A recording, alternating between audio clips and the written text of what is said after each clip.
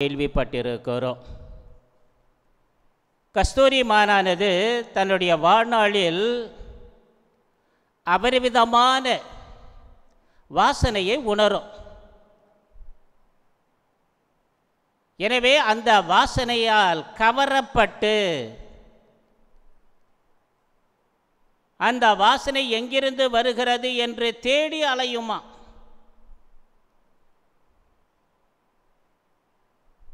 ஆனால் அதற்கு அது எங்கிருந்து வருகிறது என்று தெரியாது. உண்மை நிலவரம் என்னங்கிறது தெரியாது. ஆனால் வெறி கொண்டது போல அந்த வாசனை எங்கிருந்து புறப்படுகிறது என்று எங்கும் அங்கும் தேடி அலைந்து கடைசியில் அது எங்கிருந்து வருகிறது என்று தெரியாமலே களைத்து போய் விடுமா.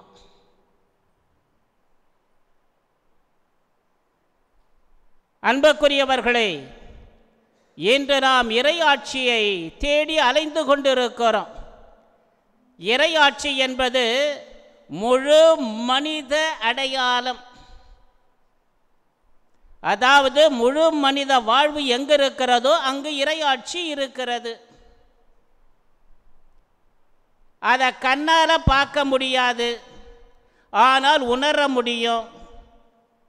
இதனைத்தான் இறையாட்சி உங்கள் நடுவிலே செயல்படுகிறது என்று இன்றைய நற்செய்தி வாசகத்திலே இறைமகன் இயேசு மிக தெளிவாக எடுத்து சொல்லுகிறார். அதோ அங்கே, இதோ அங்கே என்று சொல்லுவார்கள், ஓடாதீர்கள். அப்போ இறையாட்சி நமக்குள் இருக்கிறது, நமக்குள் செயல்படுகிறது என்று சொல்லுகிறாரே. அப்படின்னா என்ன அப்படிங்கிற கேள்வி உங்களது உள்ளத்திலே எழலாம். அந்த இறையாட்சியை பார்க்க முடியாது, ஆனால் உணர முடியும். அதுதான் ஆவியின் அம்சங்கள், வேறு எதுவும் இல்லை. ஆவியின் அம்சங்கள்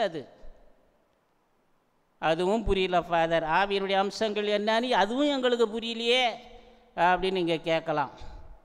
ஆவியின் அம்சங்கள் என்பது உண்மை எங்கு இருக்கிறதோ, நேர்மை எங்கு இருக்கிறதோ, அன்பு எங்கு இருக்கிறதோ, பற்று எங்கு இருக்கிறதோ, பாசம் எங்கு இருக்கிறதோ அங்கு இறையாட்சி இருக்கிறது. எனவே அன்புக்குரியவர்களே, நாம் இறையாட்சியுடைய மக்களாக வாழ வேண்டும் என்று இறைமகன் இயேசு விரும்புகிறார்.